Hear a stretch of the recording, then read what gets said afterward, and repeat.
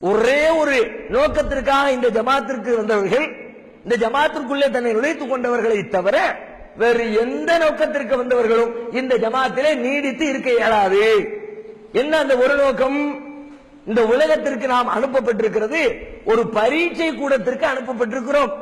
இந்த உலக வாழ்க்கையில் அல்லாஹ்வுடைய தூதர் காட்டிய அடிப்படையில் வாழ்ந்து நாளை மறுமையை வெற்றிக்குரியதாக ஆக்கிக் கொள்ள வேண்டும், மறுமையினுடைய நற்பெயர்களை அடைந்து கொள்ள வேண்டும், அல்லாஹ்விடத்தில் அதிகமான நன்மைகளை பெற்றுக் கொள்ள வேண்டும் என்ற மறுமை வெற்றியை கவனத்திலே கொண்டு அதை நோக்கமாக வைத்து யார் இதற்குள்ளே நுழைகிறார்களோ அவர்கள் தான் இதிலே இருக்க வேண்டியவர்கள், இருக்கக்கூடியவர்கள், இருக்க போகிறவர்கள். இந்த ஒன்றை தவிர வேறு எதை நோக்கமாக வைத்துக் கொண்டு வந்தாலும் சரி அவர்களுக்கு உரிய இடம் இதுவில்லை. ஒன்று அவர்களாக நீங்குவார்கள் அல்லது மக்களால் நீக்கப்படுவார்கள். இரண்டில் ஏதேனும் ஒன்று நடந்தே தீரும். மறுமைக்காக யார் இருக்கிறாரோ கண்டிப்பாக இந்த ஜமாத் அவர்களை வெளியேற்றப் போவதும் இல்லை.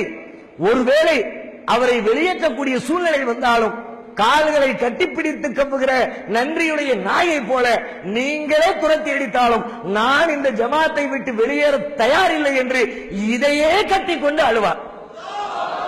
யாரு? மறுமைக்காக இருந்தவர். ஏன்?